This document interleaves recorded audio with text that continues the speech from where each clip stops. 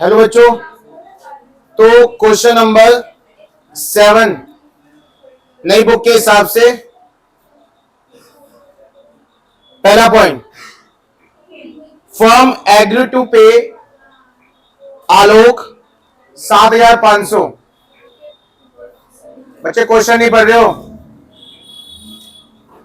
Firm ने agree हुआ पे करने के लिए आलोक को कितने रुपए? 7,000।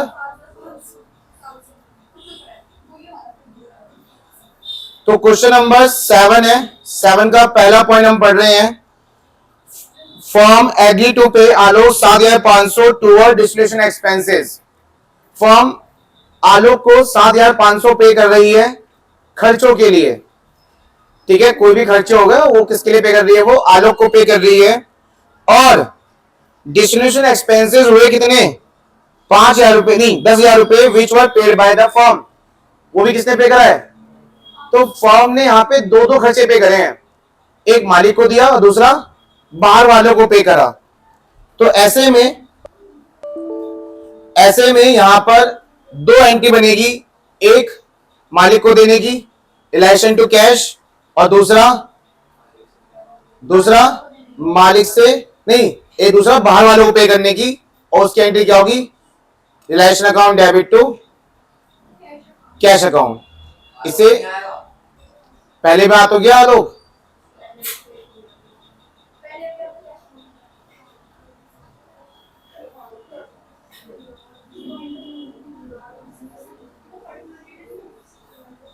ठीक बच्चों, तो पहली एंट्री 7,500 मालिक को पे करने की और दूसरी एंट्री बाहर। अच्छा, आप ये लायबिलिटी, अगर ये खर्चा नहीं करते तो आपकी लायबिलिटी होती, और लायबिलिटी पेमेंट की एंट्री भी यही होती है, relation to cash, relation to cash account. हाँ, 10,000। चलिए बच्चों, बी पॉइंट पर आ जाओ। रिलेशन एक्सपेंसेस कितने हुए? 5,000 के। रिलेशन एक्सपेंस कितने हुए? और it was agree to the firm that the firm will bear. ये एग्रीमेंट हुआ था कि फर्म कितना पे करेगा बस, और बैलेंस कौन करेगा? तो भैया बाहर खर्चे हुए हैं 5,000 के, जिसमें से फर्म से कितना पे करेगा? तो सिर्फ फर्म अपनी एंट्री करने वाला है, कितने की? तो रिलेशन टू कैश 2,000 रुपए।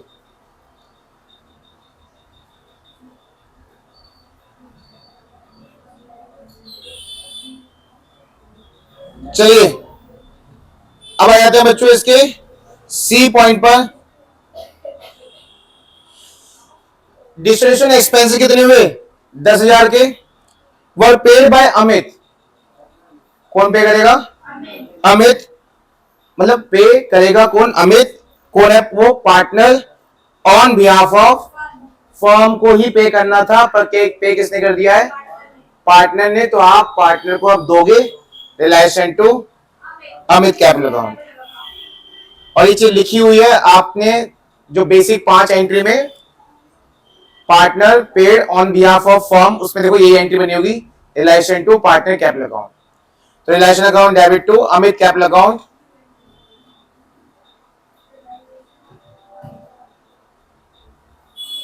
कितना?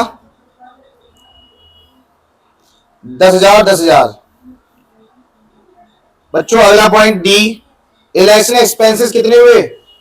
6,000 तक। कौन पे करेगा? देखो, रिलेशन एक्सपेंसेस अप टू 6,000 रुपए were agreed by the firm to reimburse Ajay. मतलब ये एग्रीमेंट हुआ फर्म का और अजय के साथ कि अजय पे करेगा कितने रुपए? 6,000 रुपए तक। कौन पे करेगा? अजय। लेकिन एक्चुअल में कितने खर्चे हुए?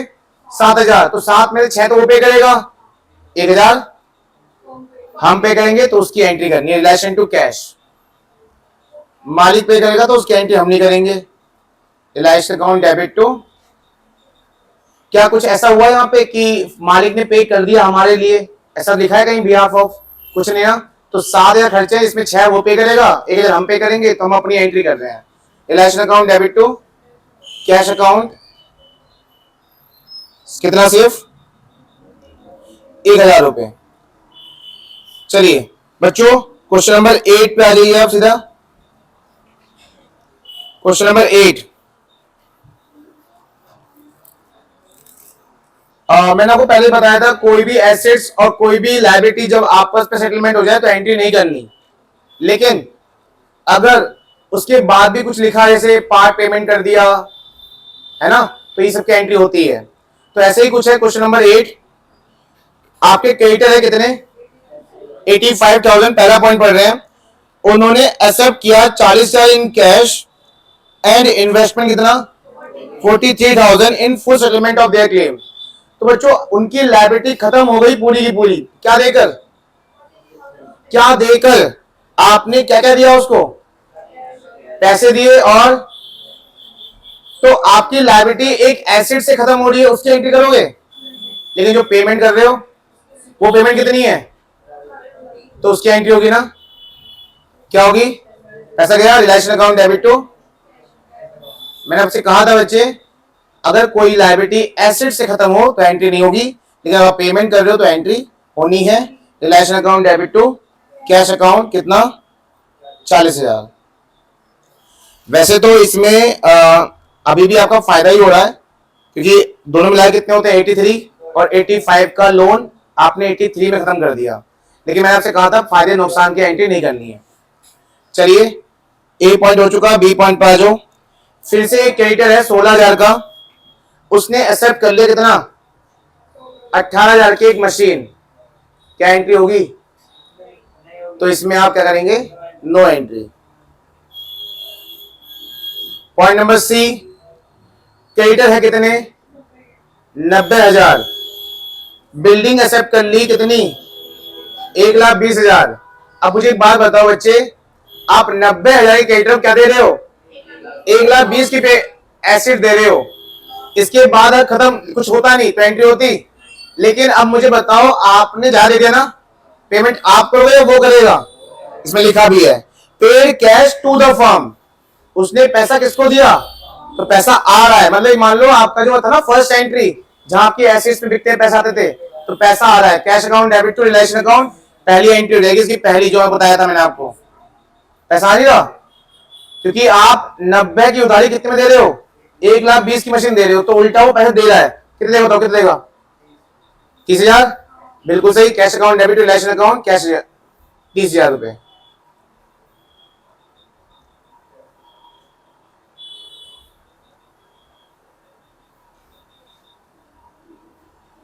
क्या यार लाइट भग गई।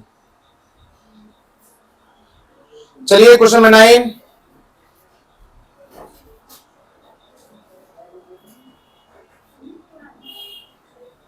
सभी बुक में है क्वेश्चन, चालू ध्वनि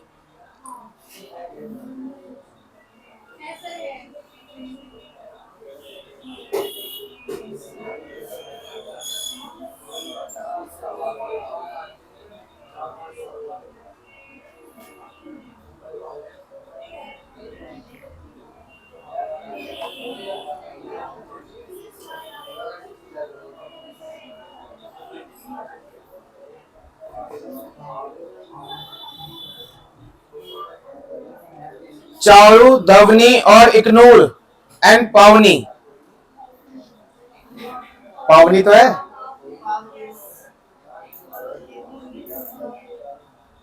चारू ध्वनि इग्नोर और पावनी, अरे हमारे स्कूल में टीचर है पावनी, उनका नाम बोल रहा हूं मैं, है वो क्या पीटीआई मैम है भाई।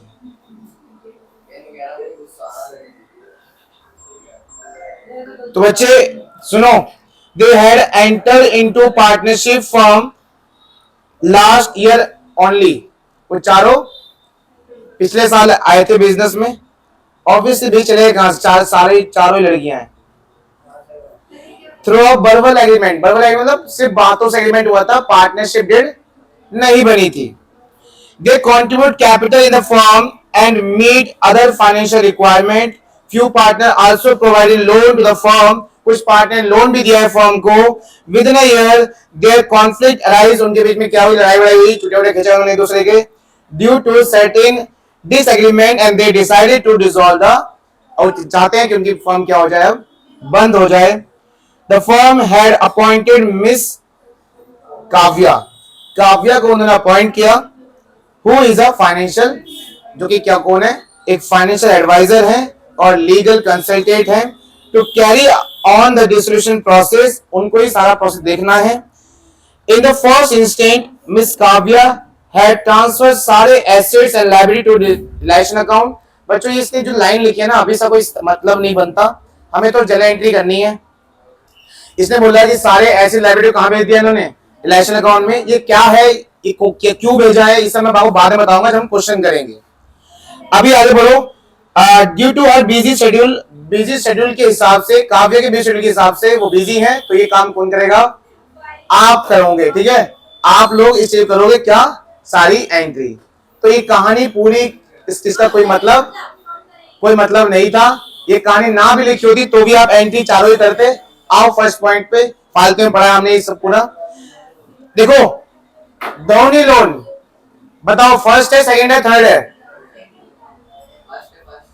फर्स्ट कैपिटल होती है, ये सेकंड है, मालिक का लोन है। हेलो, दोनों लोन लिखा है ना, मालिक का लोन है ना, ये मालिक के लोन की जब पेमेंट करते हो तो रिलेशन नहीं आता, मालिक लोन टू कैश बताया था, लिखवाया भी था, देख सकते हो वहां पे।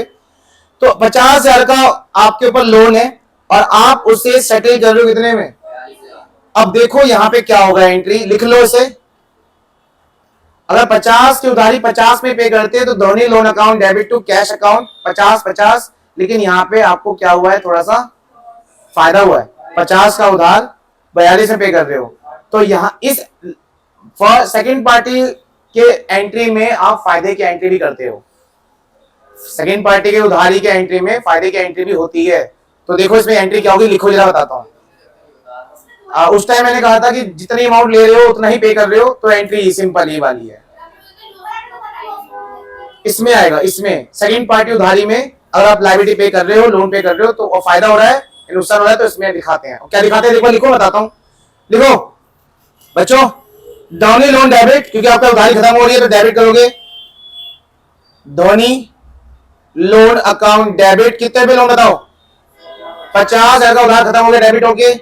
टू कैश अकाउंट लिखो, कैश कितना दिया आपने, 42,000, और फायदा कितना हो गया, और फायदे वही अकाउंट है जो आप पहला अकाउंट बनाओगे इसमें, कौन सा, realisation account. To realisation account में लिख दो 8,000।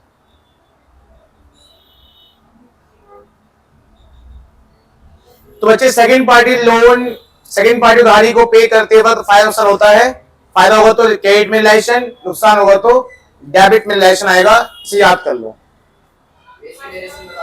Being Dhoni loan paid in full settlement, Pavni loan 40,000 रुपए was settled by giving an unrecorded assets, कितना। अब तुम सोच रहे होंगे कि एंट्री नहीं बनेगी, पर बनेगी। वो एंट्री तब नहीं होती जब थर्ड पार्टी लायबिलिटी होती है ना, क्रेडिटर्स, बैंक लोन, इन सब की जब ये सब क्या ले जाते हैं, ऐसे ले जाते हैं, तो एंट्री नहीं होती। पर यहां कौन है, ये सेकंड पार्टी लायबिलिटी है और इसमें एंट्री होगी। अच्छा, ऊपर आपने क्या दिया था लायबिलिटी खत्म करने के लिए, पैसे दिए, पर नीचे क्या दे रहे हो, क्या दे रहे हो, यहां दे रहे हो आप क्या, एक एसेट दे रहे हो, क्या दे रहे हो, और एसेट देते वक्त आपका थोड़ा सा नुकसान भी हो रहा है। देखो 40,000 की उधारी है, 40,000 की उधारी है ना, दे कितना रहे हो, 45,000 की एसेट दे रहे हो, तो उल्टा क्या हो गया आपको। तो इसमें आप सोच सकते हो क्या एंट्री बनेगी, दो चीज डेबिट में आएगा इधर, पवनी debit, relation account debit. To क्या दे रहे हो, कैश दे रहे हो, क्या दे रहे हो, एसेट्स दे रहे हो, तो लिखो पवनी डेबिट, पवनी क्या, loan account debit, Pavni's loan account debit, क्योंकि लोन तो खत्म हो गया ना तुम्हारा, कितना, पवनी लोन अकाउंट डेबिट 40,000, नुकसान हुआ, रिलेशन अकाउंट डेबिट, नुकसान हुआ, रिलेशन अकाउंट डेबिट कितना, 5,000, और कैश नहीं दिया हमने, to assets account 45,000। Second party उधारी में यही एंट्री होनी है। थर्ड में क्या लिखा है? थर्ड मुझे कौन समझाएगा? अवनी, थर्ड पॉइंट पढ़ो और समझाओ क्या लिखा हुआ है। चारू का लोन 60,000 रुपए का सेटल कर रहे हो चारू ब्रदर लोन से ऑन द सेम अमाउंट। अच्छा, लोन चारू का नहीं है, लोन टू चारू है। बोलो एक बार जो मैं लिखवाई है। हाँ, क्यों?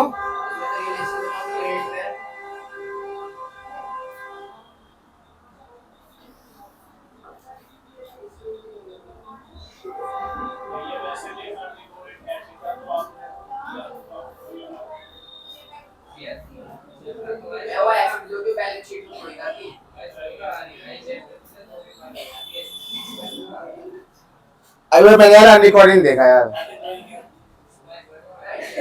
मैंने, चलो छोड़ो इसे अनरिकॉर्डेड काट लोगे, बुक का ही अनरिकॉर्डेड काट दो।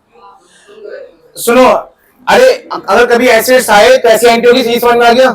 कभी अगर एसेट्स आ जाए तो ये एंट्री होगी, अगर अनरिकॉर्ड लिखा है तो समझ लो कि आपके पास कोई एसेट्स थी नहीं, आपके पास कोई एसेट्स नहीं है, आप तब भी अपनी उधारी खत्म कर रहे हो। ठीक है, उधारी खत्म कर रहे हो। कितनी उधारी है? 40,000 की, पावनी loan debit to relation account. ठीक है, कोई पेमेंट नहीं करी आपने कैश में, ठीक है, कोई पेमेंट नहीं करी है, फिर भी आपकी उधारी खत्म हो गई है। क्या देकर? अपने एसेट्स, वो भी कौन से? जो रिकॉर्डेड नहीं थे। ठीक है, अगर रिकॉर्डेड एसेट्स है तो एंट्री बताया था वही होनी है, लेकिन अगर अनरिकॉर्डेड है तो loan debit to relation account आएगा बस एंट्री, क्योंकि आपने अपना लोन जो पे करा है उसमें सारा आपका फायदा हो गया, क्योंकि आपके जेब से कुछ भी नहीं गया। हेलो, दोबारा समझ लो, दोबारा समझ लो, दोबारा समझ लो। अगर यहाँ पे अनरिकॉर्डेड नहीं लिखा तो एंट्री वही है जो लिखवाया था। ऐसा हो सकता है एग्जाम में आ भी जाए, क्या पता ऐसे लिखा हो कि आपने पवनी लोन को पेमेंट करी है, क्या देकर? एक एसेट्स देकर, तो एंट्री वही है जो लिखवाया था। लेकिन अगर अनरिकॉर्डेड लिखा है तो इसका मतलब ये समझ लो आपने तो लायबिलिटी पे कर दिया और आपके हाथ से कुछ भी नहीं गया, आपके पास कोई एसेट था ही नहीं रिकॉर्डेड, रिकॉर्डेड ऐसे कुछ था ही नहीं। मतलब मान लो एक ऐसे पड़ा हुआ है इसका आपने लिखा ही नहीं आज तक, तो उसको वही दे दिया, तो आपका फायदा हो गया साहब, पूरा क्या हो गया? आपका फायदा हो गया। तो इसलिए क्या हुआ है? Loan debit to relation account, कुछ भी पे नहीं किया फिर भी फायदा हो गया आपका। चलिए, क्या उसने लिखा ही नहीं था पहले से, पहले अकाउंट में ही लिखा हुआ। बच्चों दोबारा समझ लो एक बार, दोबारा से सुन लो एक बार, दोबारा से सेकंड पॉइंट दोबारा से। मालिक सामने खड़ा हुआ है जिसका उधार आपके ऊपर कितने रुपए का है? 40,000 का। बी पॉइंट दोबारा बता रहा हूं मैं। आपने उससे कहा ये ले भाई एसेट्स, और ये वो एसेट्स है जो आपके खाते में कभी लिखाई नहीं है। आपने कहा ये ले पकड़ और जा, तो आपके हाथ से एक्चुअली कुछ गया है क्या? आपके अकाउंट से कुछ गया है क्या? ना कैश, ना कोई एसेट्स। एसेट्स वो भी गई है, वो गई है जो कभी लिखा, तो आपने अपनी पूरी उधारी खत्म कर दी बिना कुछ गवाए, तो सीधा क्या आपके लिए सारा फायदा? रिलेशन अकाउंट कहां गया? क्रेडिट में, कुछ भी नहीं गया आपके हाथ से। तो ये एंट्री होगी क्या? क्या एंट्री होगी इसकी? Loan debit to relation account, कुछ भी नहीं गया, जो गया वो रिकॉर्डेड था ही नहीं। तीसरे पे आ जाओ बच्चों, ये लोन तुमने नहीं लिया हुआ है, लोन टू चालू लिखा हुआ है, देखो लोन टू चालू, इसका मतलब ये लोन तुमने लिया नहीं था, तुमने दिया हुआ है, तो ये तुम्हारी एसेट्स है। क्या है? तुम्हारी एसेट्स है। इस एसेट्स को मैं बात ध्यान से, एक कहानी बता रहा हूं तुम्हें, कहानी ध्यान समझना। तो तुम फॉर्म हो, तुमने अपने मालिक को लोन दिया हुआ है, तुमने अपने मालिक को लोन दिया हुआ है, ठीक है, समझ में आया? अब ऐसा हुआ कि सामने एक बंदा खड़ा है जो मालिक का ही भाई है, तुमने उससे लोन लिया हुआ है, कभी तुमने उससे लोन लिया हुआ है, किससे? मालिक के किसी भाई से। अब मालिक का भाई सेकंड तो होगा नहीं ना, फर्स्ट होगा, क्या होगा वो? थर्ड। उसकी एंट्री जब होती है तो क्या करते हैं हम? रिलेशन टू कैश, है ना, जब उसकी पेमेंट करेंगे। लेकिन आज तुम उसकी पेमेंट में तो क्या कर रहे हो? तुम बोल रहे हो भाई तेरे को जो लोन दिया था ना मैंने मालिक को, तुम दोनों आपस में सेटल कर लो। सही में आया? दोबारा समझ लो, दोबारा समझ लो। आपके सामने दो पर्सन खड़े हैं, एक तो खुद का मालिक, एक आपका मालिक खड़ा है, और एक कौन है? उसका भाई।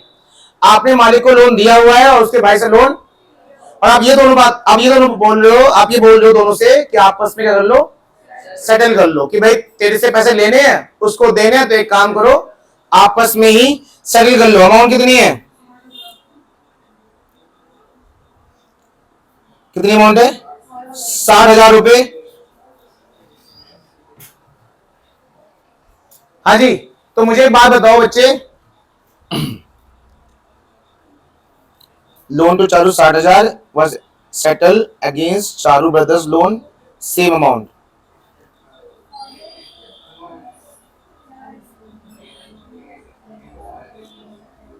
नुकसान हो गया इसमें।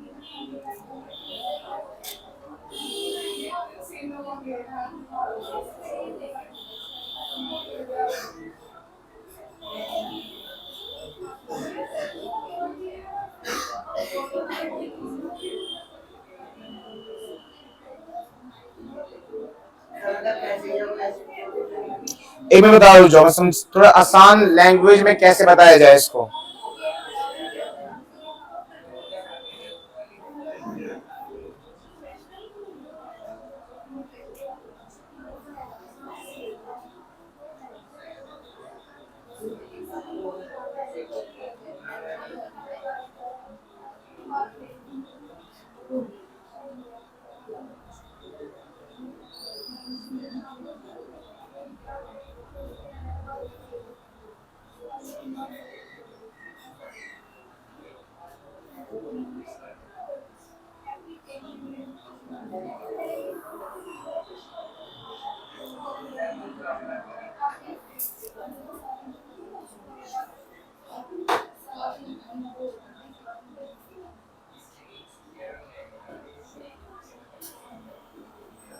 मुझे वाला पॉइंट स्किप करो, अभी आंसर सामने पर मैं बताऊंगा नहीं, मैं चाहता हूं इसको थोड़ा आसान लैंग्वेज में बताऊंगा आपको। अभी इसको आप क्या कर दें, स्किप करें, फोर्थ वाले पे आ जाए। इग्नोर लोन, आपने लोन लिया हुआ इग्नोर से 80,000 रुपए, ठीक है। इग्नोर लोन 80,000 रुपए टू द फॉर्म, थर्ड नहीं कर रहे अभी, फोर्थ कर रहे हैं। इग्नोर लोन 80,000 रुपए टू द फॉर्म, फॉर्म ने 80,000 का लोन लिया हुआ इग्नोर से। एनसी टुक ओवर मशीनरी, और वो क्या ले गई, 60,000 का मशीन ले गई, ठीक है। आप अपनी उधारी को पे कर रहे हो क्या देकर, और पार्ट पेमेंट भी कर रहे हो, मतलब 20,000 रुपए और दे रहे हो, तो उधारी डेबिट, क्या नाम उधारी का, इग्नोर लोन डेबिट टू क्या गया, मशीन गया, और टू कैश गया, ठीक है। तो लिखो इग्नोर लोन डेबिट टू, यार इसमें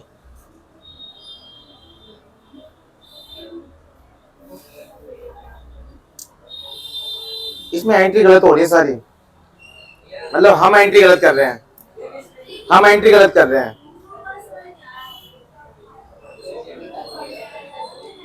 इसको ना सोच समझ बताऊंगा।